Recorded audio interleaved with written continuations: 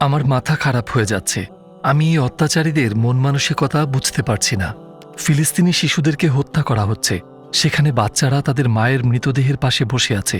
বিদ্যুৎ সংযোগ বিচ্ছিন্ন করা হয়েছে, কোনো খাবার নেই, পানি নেই, প্রত্যেকটা বিল্ডিং ধ্বংস করা হয়েছে। প্রচুর মানুষ রাতে রাস্তায় থাকছে বোমা পড়ার ভয়ে। তারা জানে না তারা কি করবে। এটা গাজা, এটা ফিলিস্তিন। আমি ইনস্টাগ্রামে নিরীহ মানুষের উপর করা অত্যাচারের এত ভিডিও দেখেছি যা দেখে আপনি ভেঙে পড়তে পারেন। একদিকে প্রত্যেক ধর্মের সেসব লোকেরা রয়েছে যারা এই অত্যাচার দেখে চুপ করে থাকতে পারছে না, আর তারা চিৎকার করছে ফ্রি প্যালেস্টাইন। অন্যদিকে অনেক রাষ্ট্র রয়েছে যা এই আন্দোলনকে প্রতিহত করছে। ভাবতে পারেন কোরআন পড়িয়ে আন্দোলন করার অনুমতি আছে, কিন্তু শিশুদের হত্যা বন্ধ করার জন্য আন্দোলন করার অনুমতি নেই। উদাহরণ হিসেবে ফ্রান্সে আপনি যদি গাজাবাসীদের অধিকারের পক্ষ নেন তাহলে আপনাকে বলা হবে জঙ্গি। আপনি যদি বলেন আমরা জার্মানিতে একটা প্রোটেস্ট ওয়াক করব, আপনাকে দেশচ্যুত করার হুমকি দেওয়া হবে। কেন? এটা কি মিথ্যে? হাজার হাজার নিরীহ ফিলিস্তিনি মানুষ কি আপনার চোখের সামনে মারা যাচ্ছে না? এটা কি কোনো মুভি? যেসব ফিলিস্তিনি মায়েদের আমরা দুঃখ করতে দেখছি তারা কি হলিউডের অভিনেত্রী? কেন আপনারা হাজার হাজার সোশ্যাল মিডিয়া অ্যাকাউন্ট বন্ধ করে দিচ্ছেন? তারা প্যালেস্টাইনের পক্ষ নিচ্ছে, কিন্তু তাদের সাথে হামাসের কোনো যোগসাজশ নেই। কেন তাদেরকে চুপ করিয়ে দিচ্ছেন? আপনাদের দাবি পশ্চিমে বাকস্বাধীনতা ও মতামতের স্বাধীনতা আছে। না, আপনারা শুধু আপনাদের মতামতের স্বাধীনতা চান। আমি কেবল একটা নিউজ রিপোর্ট পড়লাম, আমেরিকান সিনেট ইসরায়েলের পক্ষে ভোট দিয়েছে। ৯৭ জন সদস্যদের মধ্যে আপনি কি জানেন কয়জন বলেছে যে আমাদের ইসরায়েলকে সমর্থন করা উচিত নয়? 0। এখানে কি একজন মানুষেরও বিবেক নেই? এটি নিখুঁত শয়তানি। আমি ভেবেছিলাম ইবলিশই এতটা খারাপ হতে পারে, কিন্তু এখন আপনারা আমাকে দেখিয়ে দিয়েছেন যে একজন মানুষও ইবলিশকে অনুসরণ করে এমন খারাপ হতে পারে। আপনাদের কি মাথা নষ্ট হয়ে গিয়েছে? আপনাদের কি হৃদয় নেই? কেন আপনারা হার্ভার্ড ইউনিভার্সিটিতে যুদ্ধবন্ধের আন্দোলনকারী তরুণদের হুমকি দিচ্ছেন? আমি যখন ছোট ছিলাম তখন হলিউড বেশ পছন্দ করতাম, আর আমি আমেরিকা আর ইউরোপের দেশগুলো দেখে বেশ মুগ্ধ হতাম। আমি ভাবতাম তারা খুব ভালো, তারা মতামতের স্বাধীনতার মূল্য দেয়, তারা খুবই উন্নত, তাদের উন্নত নৈতিকতা রয়েছে। ভাবুন, তারা আমার কফি খাওয়ার স্ট্রটি কাগজ দিয়ে নাকি প্লাস্টিক দিয়ে বানানো সেটাও খেয়াল রাখছে, কারণ প্লাস্টিক পরিবেশের জন্য খুব ক্ষতিকর, তাই আমরা কাগজের ব্যবহার করি। কতটা মহৎ লোক আপনারা! আমার পশ্চিমা বিশ্ব নিয়ে পূর্বধারণা বদলে গেছে। সাম্প্রতিক হামলায় ৩০,০০০-এরও বেশি ফিলিস্তিনি নাগরিক মারা গেছে এবং আরও মারা যাচ্ছে। আপনারা কি সেই ওয়ার্ল্ড লিডার না যারা পুরো বিশ্বকে কাঁপিয়ে দিয়েছিলেন যখন চার্লি হ্যাবডোর ঘটনায় ১২ জন লোক মারা গিয়েছিল? আপনারা কি তখন পাশাপাশি পথ চলেননি? তখন সেই মৃত ১২ জন মানুষ ছিল, আর এখন এই ৩০,০০০ মানুষ কি তবে পশু? এই জন্যই কি আপনারা কেয়ার করছেন না? না, আপনারা পশু পাখির অধিকার রক্ষার ব্যাপারেও বেশ সংবেদনশীল। যদি মুসলিমরা ৩০,০০০ পশু পাখি হত্যা করত তাহলে আপনারা তাদের গড়িয়ে দিতেন। ৩০,০০০ মানুষ।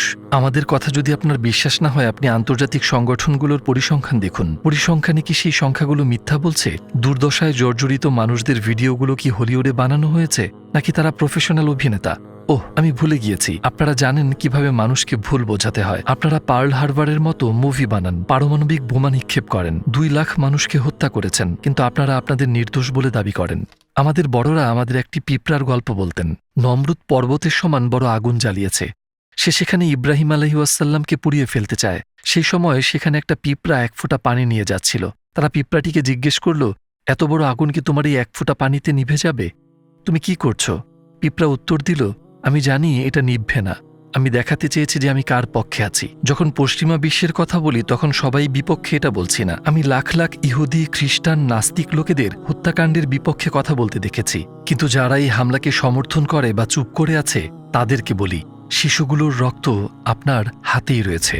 অবশ্যই আমাদের ভাই বোনদের উপর এই অত্যাচার আর নিপীড়ন ৭ই অক্টোবরের পরেই শুরু হয়নি। ইসরায়েল রাষ্ট্রের উত্থানের পর থেকেই এই অত্যাচার ও নিপীড়ন চলে আসছে। আজ ৭৫ বছর হয়ে গেল, আর আজও প্রত্যেক বছর ফিলিস্তিনি লোকেদের উপর ইসরায়েলি লোকেদের অত্যাচারের খবর দেখতে পাই। প্রত্যেক রমাদানে তারা জেরুজালেমে মসজিদ আল আকসায় মুসলিমদের উপর হামলা চালায়। এখানে একটা চার্ট রয়েছে যাতে ২০০৮ থেকে ২০২০ সাল পর্যন্ত ইসরায়েলের করা হামলাগুলো দেখা যাচ্ছে। এখানে লেখা আছে প্রত্যেক বছর কত ক্ষয়ক্ষতি হয়েছে আর কোন দিকে হয়েছে। প্রত্যেক বছর হাজার হাজার ফিলিস্তিনি বিনা কারণে আহত হচ্ছে। ৩০,০০০ নিরীহ ফিলিস্তিনি লোকেরা ২০১৮ সালে আহত হয়েছে। সেখানে নারী, শিশু ও বৃদ্ধ লোকেরাও ছিল। তো যারা ভাবছে আজকের হামলাগুলো ইসরায়েলের সেলফ ডিফেন্স পদক্ষেপ, তাদের বাস্তবতা দেখা উচিত। কারণ ইসরায়েল সাম্প্রতিক হামলার আগে থেকেই ফিলিস্তিনিদের উপর হামলা করেই আসছিল, আর পরিণাম হিসেবে আজ এই অবস্থা। সাম্প্রতিক ঘটনায় আমাদের ৩০,০০০ ভাই ও বোনেরা শহীদ হয়েছেন এবং প্রায় ৮০,০০০ আহত হয়েছেন। আমি আপনাদের এই সংখ্যাগুলো বলছি, কিন্তু আপনারা ভিডিও দেখাকালীন সময় এই সংখ্যাগুলো বাড়তেও পারে। তো এখন উপায়, পরবর্তীতে কি হবে? জেরুজালেমে এই ঘটনাগুলো কতদিন চলবে? মুসলিমরা যখন শত শত বছর শাসন করেছে, তখনকার মতো শান্তিময় পরিবেশ কি আর পাওয়া যাবে না? এ সকল প্রশ্ন যদি আপনার মাথায় আসে, তাহলে আপনাকে একটা প্রশ্ন করি। ইসরায়েলের জনসংখ্যা কত? ১ কোটিরও কম। আর পৃথিবীতে মুসলিমদের জনসংখ্যা কত? ২০০ কোটি। আমরা তাদের থেকে সংখ্যায় ২০০ গুণ বেশি, কিন্তু কোন কারণে আমরা কিছুই করতে পারছি না? যদি প্রশ্ন করেন যে আমরা এই অবস্থায় কিভাবে পৌঁছলাম, এর উত্তর রাসূল সাল্লাল্লাহু আলাইহি ওয়াসাল্লাম শত শত বছর আগেই দিয়ে গিয়েছেন। তিনি বলেছেন, শীঘ্রই মানুষ একে অপরকে তোমাদের বিরুদ্ধে ষড়যন্ত্র করার জন্য দাওয়াত দিবে, যেভাবে মানুষ একে অপরকে খাবারের জন্য দাওয়াত দেয়। একজন জিজ্ঞেস করল, সেটা কি আমাদের সংখ্যায় কম থাকার কারণে হবে? নবী সাল্লাল্লাহু আলাইহি ওয়াসাল্লাম উত্তর দিলেন, না, তোমরা সংখ্যায় অনেক থাকবে, কিন্তু তোমরা সমুদ্রে ভাসমান ফেনার মতো থাকবে, আর আল্লাহ তোমাদের শত্রুর অন্তর থেকে তোমাদের ভয় ছিনিয়ে নেবেন আর তোমাদের মনে ওয়াহান সৃষ্টি করবেন। একজন জিজ্ঞেস করল, ওয়াহান কি? রাসূলুল্লাহ সাল্লাল্লাহু আলাইহি ওয়াসাল্লাম জবাব দিলেন, দুনিয়ার প্রতি ভালোবাসা আর মৃত্যুকে অপছন্দ করা। তারা কায়িকভাবে প্যালেস্টাইনে অত্যাচার চালাচ্ছে আর ২০০ কোটি অন্যান্য মুসলিমদেরকে মানসিকভাবে অত্যাচার করছে। এটাই সমস্যার মূল উৎস। তারা আমাদের আত্মা, হৃদয় দখল করে ফেলেছে। হয়তো আপনাকেও দখল করে ফেলা হয়েছে ভাই। আপনি ইসরায়েলের বিরুদ্ধে স্লোগান দিচ্ছেন এবং বলছেন, ফ্রি প্যালেস্টাইন, জেরুজালেমকে মুক্ত করো, আল কুদুসকে মুক্ত করো, কিন্তু আপনি সালাতের আদেশ অমান্য করছেন, যা জেরুজালেমের মিরাজ থেকে এসেছিল। আপনি যে স্লোগানগুলো বলছেন তা কতটুকু আন্তরিক?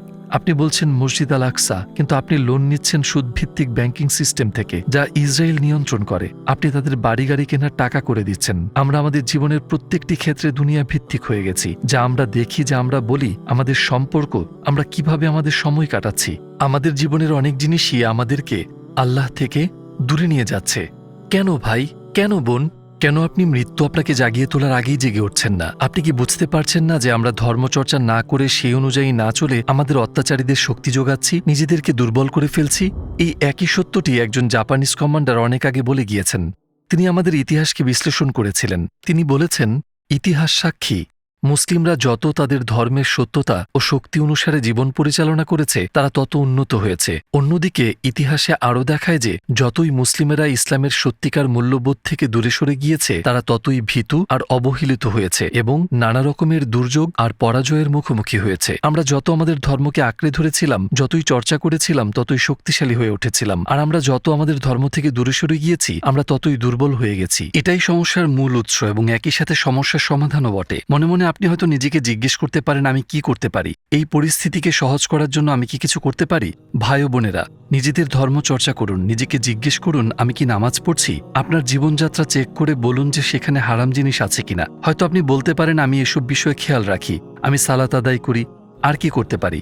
ভাই, আপনি যেটাই করতে পারেন সেটাই করুন। আপনার কাজের ক্ষেত্র কি? ভিডিও এডিট বা ফটোশপ পারেন? আপনি কি প্রযুক্তিতে দক্ষ বা একজন প্রোগ্রামার? আপনি যেটাতেই পারদর্শী, সেটা যতটুকু সম্ভব উত্তম পন্থায় কাজে লাগান। তারপর ভাবুন, আমি আমার দক্ষতাটা ইসলামের সেবায় কিভাবে কাজে লাগাতে পারি। আর যখন মানুষ আপনাকে দেখবে, তখন আপনার জীবনে ইসলামের প্রভাব তাদের দেখতে দিন। যদি আপনার আশেপাশে এমন মানুষ থাকে যারা ইসলামকে প্রত্যাখ্যান করছে, একবার ভেবে দেখুন, যদি কেউ বলে ইসলাম অযৌক্তিক, আমি কি তাদের উত্তর দিতে পারবো? আমি কি ইসলামের সত্যতা প্রমাণ করতে পারবো? যদি আপনার উত্তর হ্যাঁ নিশ্চিত না হয়, তাহলে সমস্যা আছে। আমি আপনাদের বলছি না যে আপনাকে আগের দিনের মতো জ্ঞান অর্জন করতে যাত্রা করতে হবে। উদাহরণ হিসেবে আমরা একটি ইউটিউব চ্যানেল শুরু করেছি। প্রতিদিন আমরা লক্ষ লক্ষ মানুষের হৃদয় ছুঁয়ে যাচ্ছি। টুয়ার্ডস ইটার্নিটি আমার চ্যানেল নয়, এটা উম্মাহদের চ্যানেল। এখানে আপনাদের মতোই অনেক ভাই বোনেরা আছেন যারা এই কাজে অংশগ্রহণ করেছে। আপনার ভাবা উচিত, আমি কিভাবে নাস্তিকদের প্রশ্নের উত্তর দিব, আমি কিভাবে ইসলামকে প্রমাণ করব। এই ভিডিওগুলো দেখুন এবং শিখুন, কিন্তু দয়া করে আপনি যেমন আছেন তেমনই থাকবেন না। কারণ যদি আমরা এভাবেই থেকে যাই, আমরা আমাদের পজিশন বজায় না রাখি, আমরা আসলে ক্রমাগত পেছন দিকে সরে যাচ্ছি। যদি আমার এই মানসিকতা থাকে, যদি অন্যদেরকে এই মানসিকতা অর্জনে সাহায্য করতে পারি, তাহলে আমাদের উদ্দেশ্য অর্জিত হবে। তখন আমাদের ফ্রি জেরুজালেম, ফ্রি প্যালেস্টাইন, মসজিদুল আকসা, এই কথাগুলোতে আন্তরিকতা থাকবে। তখনই আমরা একটি প্রভাব ফেলতে পারব। তখন ইসরায়েল বা অন্য কেউই পৃথিবীর কোনো মুসলিমকেই ছোঁয়ারও সাহস পাবে না।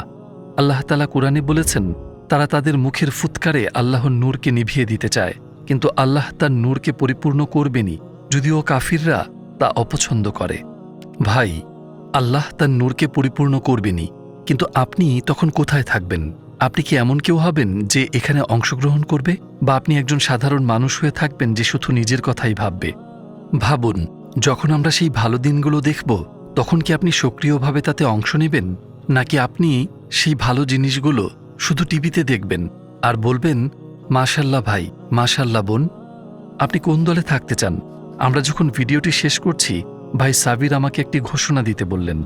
এখানে অনেক ভাই ও বোনেরা আছেন যারা কিছু করতে চান, যারা দাওয়াত দিতে চান, যারা ইসলামের ব্যাপারে শিখতে চান। আর আমাদের অনেক প্রোগ্রাম রয়েছে, দাওয়াতি স্কুল রয়েছে, কিছু অনলাইনে আছে, কিছু সরাসরি করতে হয়। যদি আপনি আপনার ইসলামিক জ্ঞান উন্নত করতে চান আর এই টিমের অংশ হতে চান, তাহলে আপনি টুয়ার্ডস ইটার্নিটির ইনস্টাগ্রাম অ্যাকাউন্টে মেসেজ করতে পারেন বা আমাদের হোয়াটসঅ্যাপে মেসেজ করতে পারেন।